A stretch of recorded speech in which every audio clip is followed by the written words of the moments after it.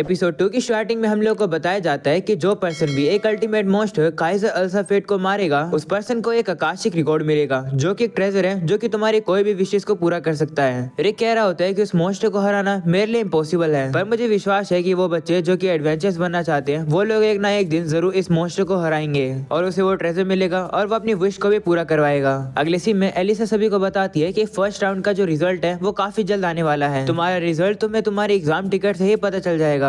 अगर वो blue glow करेगा तो तुम पास हो जाओगे और सेकंड राउंड के अंदर तुम मॉक बैटल में पार्टिसिपेट कर पाओगे। वह परिक तो काफी नर्वस होता है, वो सोच रहा होता है कि क्या मैं पास हो भी पाऊंगा। तो रिनेट अब उसे कहती है कि चिंता मत करो, तुम जरूर पास होगे। ये सुनकर एक मन में सोचता है कि रिनेट कितनी दयालु है, काश मैं 10 साल छोटा होता, मैं उसी से शादी कर लेता। तभी रिनेट अब उसे कहती है कि अगर तुम फेल हो जाओगे तो हम तुम्हारी ट्रेनिंग को 3 गुना और बढ़ा देंगे। ये सुनकर एक डर जाता है। तभी वो देखता है कि उसकी जो टिकट होती है वो अब ब्लू ग्लो कर लेती है। ये देखकर वो खुश होता है कि वो पास हो गया। इसके बाद अब वो लोग बाहर जाते हैं जहाँ पर अब रिक को कुछ बदबू आने लगती है। तभी अब वहाँ पर एक और एडवेंचर आ जाता है जो कि अब रिनेट को छेड़ने लगता है। वो अब उसे बताता है कि वो डेमवुड फैमिली का सबसे बड़ा बेटा है जो कि नॉर्थ को गवर्न करते हैं और उसका नाम है रास्टर। ये सुनकर रिक कहते हैं कि ये तो अजीब नाम है, मैं तो इसे नॉर्दी बुलाऊंगा। नॉर्दी अब रिनेट से कहते हैं कि क्या मैं तुम्हारा नाम जान सकता हूँ। तो रिनेट अब उसे अपना नाम बता देती है। ये देखकर रिक अब सोचता है कि क्या ये जो नॉर्दी है ये भी एग्जाम में पार्टिसिपेट करने वाला है। वो उसे उसका नाम बताता है। जो सुनकर नॉर्दी उसे कहता है कि मैंने तो तुमसे पूछा ही नहीं, तुम तो कितने डल अडेढ़ उम्र के आदमी हो। इसके बाद अब नॉर्दी रिनेट से और ज्यादा फ्लर्ट करने लगता है। वो उसे कहता है कि क्या तुम मेरी दूसरी वाइफ बनोगी।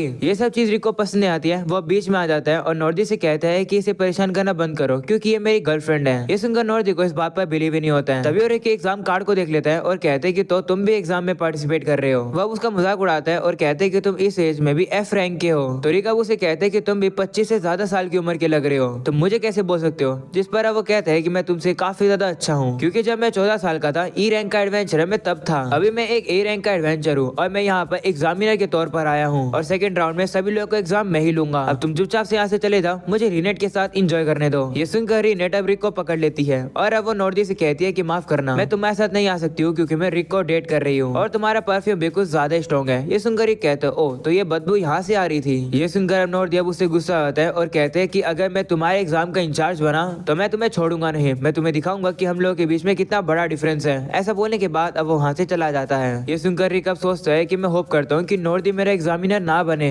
इसके बाद रिक अब थोड़ा सा शर्मा जाता है और अब वो रिनेट से कहते हैं कि माफ करना, मैंने तुम्हें अपनी गर्लफ्रेंड बता दिया। तो वो अब उसे कहती है कोई बात नहीं, वैसे भी मैं खुश हूँ क्योंकि तुमने मुझे परेशानी से बचाया। ये सुनकर रिक थोड़ा सा शर्मा जाता है और अब अगले सीन में हम लोग को नॉर्दी को ही दिखाया जाता है जो कि रिक के ऊपर अब काफी ज्यादा गुस्सा है, उसे बदला लेने के लिए पूरी तरीके से तैयार है। तभी अचानक से वहाँ पर फ्रीड और एंजेलिका आ जाते हैं। दरअसल नॉर्दी उन लोगों का बड़ा भाई है। वो लोग उसे बताने लगते हैं कि एक अडेढ़ उम्र के आदमी ने हम लोग को परेशान किया और हमें हरा भी दिया। ये सुनकर नॉर्दी कहते हैं कि ऐसी बात है तो हम लोग उसे माफ नहीं करेंगे। वह थोड़ा सोचता है और कहता है क्या अडेढ़ उम्र का आदमी, कहीं ये रिक की तो बात नहीं कर रहे हैं। वह उन लोगों से कहते हैं कि क्या तुम्हें उसका पार्टिसिपेट नंबर याद है। तो वह कहते हैं हाँ। ये सुनकर नॉर्दी के दिमाग में एक इवल आइडिया आ जाता है और अब अगले सीन में रिक जा रहा होता है अपनी मॉक बैटल करने के लिए। वह रिनेट अब उसे कहती है कि थोड़ा सा होल्ड बैक करना, जिस पर रिक कहता है कि मैं होल्ड बैक कैसे करूंगा, मैं तो काफी कमजोर हूँ और मुझे काफी स्ट्रेस भी हो रहा है, कहीं नॉर्दी मेरा एग्जामिनर न बन जाए। तभी वहाँ पर एक बंदा आ जाता है और कहते हैं कि तुम रिक हो ना, मेरा नाम लिंक्स है, सेकंड राउंड के एग्जाम में तुम्हारा एग्जामिनर मैं बनूंगा। ये सुनने के बाद रिक काफी ज्यादा खुश होता है कि उसका जो एग्जामिनर है वो नॉर्दी नहीं है। इसके बाद लिंक्स अब कहने लगता है कि वैसे कहना पड़ेगा कि मैं सरप्राइज हूँ, तुम पहले एक 30 साल के रिसेप्शनिस्ट थे और अब तुमने जॉब बदल के तुम एक एडवेंचर बन गए हो। तो रिक कहता है हाँ पता है कि मैं लेट हूँ। जिस पर अब वो उसे कहता है नहीं, मुझे तो तुम्हारा डिटर्मिनेशन काफी पसंद आया, तुमने मुझे मोटिवेट किया है, मैं भी तुम्हारी तरह ही अडेढ़ उम्र का आदमी हूँ। मैं 24 साल की उम्र में एडवेंचरर बना हूँ और अगर तुमने अपनी 30 साल की उम्र में एडवेंचर बनना शुरू किया है तो इसका मतलब है कि तुम्हारे पास कोई चीज होगी जो कि तुम अचीव करना चाहते हो। तो रिक कहते हैं हाँ मेरा एक ड्रीम तो है जो कि मैं अचीव करना चाहता हूँ, पर तुम्हें कैसे पता। जिस पर लिंक्स कहता है कि मैं तुम्हें समझ सकता हूँ क्योंकि हम दोनों एक ही जैसे हैं। फिलहाल अभी मैं 40 साल का हूँ और मुझे अपना सपना पूरा करने के लिए A रैंक का बनना होगा, पर मुझे B रैंक का एडवेंचर बनने में ही 20 साल लग गए, पर मैं गिव अप नहीं करूंगा। ये सुनकर रिक सोचता है कि ये तो बिल्कुल मेरी तरह है, इतनी ज्यादा उम्र होने के बाद भी ये इतना ज्यादा पैशनेट है। रिक अब उसे कहता है कि मैं तुमसे मॉक बैटल करने के लिए काफी ज्यादा एक्साइटेड हूँ। तो लिंक्स भी कहते हैं हाँ पर मैं तुम्हें कोई भी स्पेशल ट्रीटमेंट नहीं दूंगा। जिस पर रिक कहते हैं हाँ मैं यही चाहता हूँ। लिंक्स अब उसे कहता है कि क्या एग्जाम के बाद तुम मेरे साथ ड्रिंक करने चलोगे। जिस पर रिक कहते हैं हाँ जरूर। तभी हम लोग को पता चलता है कि सारी बातों को छुपकर नॉर्दी सुन रहा था। अगले सीन में नॉर्दी वापस जा रहा होता है और अब रिक के साथ हाथ मिलाने के बाद उसे पता चल जाता है कि रिक ने कितनी ज्यादा ट्रेनिंग करी होगी, वो भी अब काफी ज्यादा मोटिवेट हो गया है। तभी अचानक से अब उसके पास नॉर्दी आ जाता है और अब अगले सीन में हम लोग को रिक को दिखाया जाता है जो कि काफी ज्यादा खुश होता है कि नॉर्दी उसका इंचार्ज नहीं है। तभी वहाँ पर एक बंदा आता है और वहाँ के सभी सभी लोग को बताता है कि जो तुम सभी लोग का इंचार्ज है जिसका नाम लिंक्स है वो अचानक से बीमार हो गया है, तो वो नहीं आ सकता है, उसकी जगह रास्टर आएगा। ये सुनकर एक थोड़ा सा हैरान होता है और सोचता है कि लेकिन लिंक्स तो बिल्कुल सही लग रहा था, वैसे ही रास्टर कौन है? तो अब रीनेट उसे बताती है कि रास्टर वही है जो कि वो परफ्यूम वाला बंदा था। ये सुनकर कब डर जाता है और कहता है क्या नॉर्दी? तो रीनेट अब उसे कहती है हाँ, और अगर वो डेरमूट है तो जरूर वो एंजेलिका और फीड का बड़ा भाई होगा। ये सुनने के बाद तोरिक काफी डर जाता है। वहाँ पर जितने भी एडवेंचर्स होते हैं वो कहते हैं कि अब तो हमारी बैंड बच जाएगी, क्योंकि जो नॉर्दी है वो 17 साल की उम्र में ही रैंक 1 का एडवेंचर बन गया था और उसे मैन ऑफ 1000 स्पेल्स कहा जाता है। साथ में उसे एफ रैंक का क्रशर भी कहा जाता है। जो नए एडवेंचर्स पर उसकी नजर होती है वो उन्हें बिल्कुल भी नहीं छोड़ता है। ये सुनकर एक और डर जाता है और कहते हैं कि अगर ऐसी बात है तो नॉर्दी मुझे छोड़ेगा ही नहीं। और अब अगले सीन में नॉर्दी को ही दिखाया जाता है जो कि अपनी पावर्स का यूज करके अब सभी लोग की बैंड बजा रहा होता है। तभी अब वो कुछ एलीट गार्ड से कुछ कहता है। इसके बाद हम लोग को वापिस रिक को दिखाया जाता है जो कि काफी नर्वस है। वो कह रहा होता है कि अब मैं क्या करूं? तो रीनेट कहती है कि तुम इतनी चिंता क्यों कर रहे हो? जिस पर वो कहते हैं कि चिंता तो करूंगा ही ना।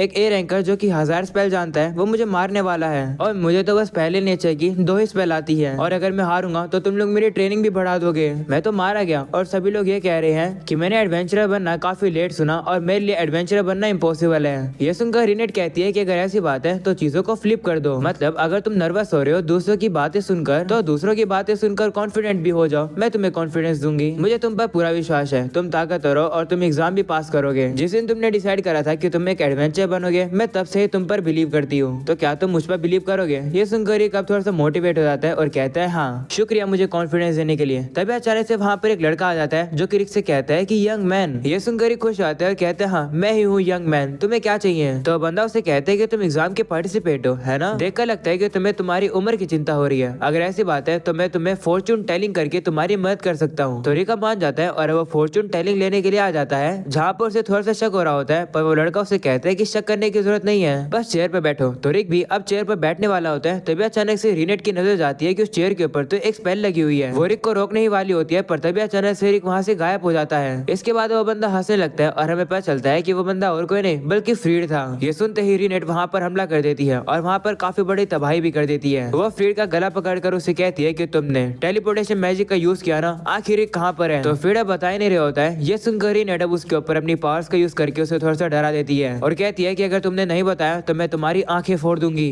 तो फ्रीड अब डर जाता है और कहता है कि जो टेलीपोर्टेशन मैजिक होती है वो काफी ज्यादा कॉम्प्लेक्स होती है, तो मैं रिक को यहाँ से सिर्फ 1000 मीटर ही दूर भेज पाया। और अब अगले सीन में हम लोग को रिक को ही दिखाया जाता है जो कि एक अलग ही जगह पर आ चुका है। वह सोच रहा होता है कि वो कहाँ पर आ गया, तभी अचानक से अब उसके पास काफी सारे लोग आ जाते हैं और उसे कहते हैं कि हम तुम्हें मारने आए हैं, हम लोग डेरमुट के एलीट गार्ड हैं। ये सुनकर रिक सोचता है इसका मतलब ये सभी लोग उन लोग के गार्ड हैं। वहीं अब एक बंदा कहता है कि राष्ट्र को अपने हाथ खराब करने की जरूरत नहीं है, इस बंदे को हमें मार देंगे। वो सुनकर रिक कहते हैं कि ये गलत बात है, जिस पर वो बंदा कहता है कि कुछ गलत बात नहीं है, हमारी जो ताकत है वो बी रैंक के बराबर की है और कुछ लोग तो ए रैंक के भी हैं, हम तुम्हें छोड़ेंगे नहीं। ये सुनकर रिक अब डर जाता है और कहता है कि मैं तो इनसे कभी नहीं जीत पाऊंगा। तभी अचानक से हम लोग देखते हैं कि वहाँ पर रिक के वही सीनियर्स आ जाते हैं जो कि सोच रहे होते हैं कि आखिर रिक यहाँ कैसे आ गया। वो और कब रिक से कहते हैं कि तुम तो एग्जाम में गए थे ना, तो तुम यहाँ क्या कर रहे हो? वह पर ये देखकर सभी लोग हैरान हो जाते हैं कि और बात कैसे कर पा रहा है। तभी वो बंदा आकर उस औरत से कहता है कि तुम्हें क्या चाहिए, क्या तुम मरना चाहते हो? तो रिक अब उस औरत से कहता है कि इन्हें माफ कर दो, ये तो बस एग्जाम से पहले मेरा वार्म अप करा रहे हैं। ये सुनकर वो कहता है कि अगर ऐसी बात है तो मैं भी मदद करता हूँ। ये सुनने के बाद रिक अब उस बंदे यानी कि उस बूढ़े बंदे से कहता है कि तुम सभी लोग खतरे में हो, यहाँ से चले जाओ। पर अब वो बंदा रिक की बात नहीं मानता है, वो सीधा ही उस औरत के ऊपर हमला करने के लिए अपने साथियों से कह देता है। और अब जैसे वो बंदा अपनी तलवार से उस औरत के ऊपर हमला करता है, उस बंदे की तलवार ही टूट जाती है और अब वो और उस बंदे को बताने लगता है कि तुम्हारी गलती क्या है। जो सुनकर वो बंदा गुस्सा होता है और उसे मुक्का मारता है, पर वो और उसकी मुक्के को पकड़कर काफी जोर से उसके हाथ को दबा देता है, जिससे कि उस बंदे का हाथ ही टूट जाता है। उसे अब काफी दर्द होने लगता है। ये देखकर वो और अपनी पावर को यूज करके उसके हाथ को ही सीधा हील कर देता है। इसके बाद वो और का वापस उसे बताने लगता है कि आखिर तुम्हारी गलती क्या है और तुम्हें क्या इंप्रूवमेंट करनी चाहिए। ये देखकर सभी सोचते हैं कि ये और बात कर पा रहा है और मैजिक भी यूज कर पा रहा है। तो वो वाला बंदा कहता है कि ये तो इम्पॉसिबल है, कहीं ये लोग वो तो नहीं है। तभी हम लोग रिक के दूसरे सीनियर को देखते हैं। वो रिक से कहता है कि मैं समझ गया कि तुम मुश्किल में पड़ गए हो ना, चलो मैं चीजों को शांति से सोल्व कर देता हूँ। ऐसा बोलने के बाद वो सीधा एक गन को बाहर निकाल देता है और कहते हैं कि ये मेरा न्यू इन्वेंशन है। ऐसा बोलने के बाद वो उन बंदों के ऊपर शूट कर देता है। जो देख कर उसे कहते हैं कि तुम तो कह रहे थे कि तुम चीजों को शांति से करोगे। तभी अचानक से वो गुंडा उसी लड़की को पकड़ लेता है जो कि रिक की सीनियर है। वो गुंडा सभी से कहता है कि कोई भी हिलना मत, नहीं तो मैं इस लड़की को मार दूंगा। जो देख कर रिक उस गुंडे से कहता है कि तुम्हें क्या कर रहे हो, क्या तुम मरना चाहते हो?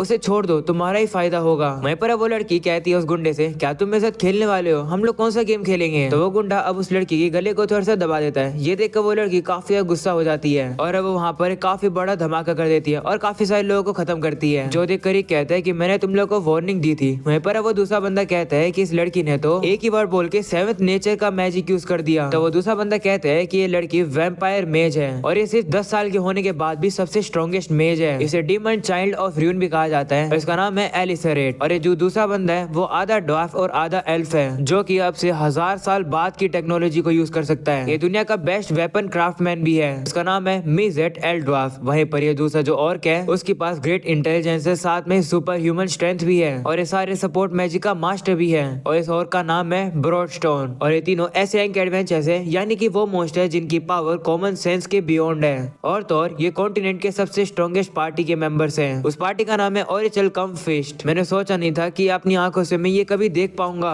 अब मैं चैन से मर सकता हूँ। तभी हम लोग उसी लड़की को देखते हैं जो कि अपनी पावर को यूज करके अब सभी लोगों को उड़ा देती है। वहीं पर ये देखकर ये कहते हैं कि चलो मैं तो जा रहा हूँ अपना एग्जाम देने। अगले सीन में हम लोग देखते हैं रिनेट को, जो कि फिड को पकड़े रहती है। वो उसे कहती है कि वो उसे जब तक नहीं छोड़ेगी जब तक रिक वापस नहीं आ जाता। तो फिड कहता है कि वापस नहीं आएगा। तभी हम लोग देखते हैं कि रिक अब अचानक से वहीं पर आ जाता है, जो देखकर फिड हैरान हो जाता है और कहते हैं कि तुम तो बिल्कुल भी चोटिल नहीं हो, पर कैसे? वहीं पर रिनेट फिड को काफी दूर फेंक देती है। रिका पूछता है कि यहाँ पर तोड़फोड़ कैसे हुई है, जिस पर रिनेट कहती है कि मैंने थोड़ी सी दीवार को तोड़ दिया। तभी अचानक से हम लोग देखते हैं कि वहाँ पर लिंक्स आ जाता है और वो नीचे गिर जाता है। उसकी हालत काफी ज्यादा बुरी होती है। वो बताता है कि उसकी ये हालत नॉर्दी ने करी है। ये सुनकर रिक समझ आता है कि नॉर्दी ने उसकी ऐसी हालत इसलिए करी है क्योंकि लिंक्स की जगह नॉर्दी इंचार्ज बनना चाहता था। लिंक्स अब कहता है कि नॉर्दी ने मुझसे पूछा था कि मेरा क्या सपना है, तो मैंने उसे बताया कि मेरा सपना है कि मैं अपने होम टाउन में वापस जाकर बच्चों के लिए एक स्कूल बनाऊंगा, उन बच्चों के लिए जो कि एडवेंचर्स बनना चाहते हैं। जैसे उसने मेरे यह सपना सुना, उसने मुझे एक जगह पर फेंक दिया और कहा कि मैं ऐसा कुछ भी नहीं कर पाऊंगा।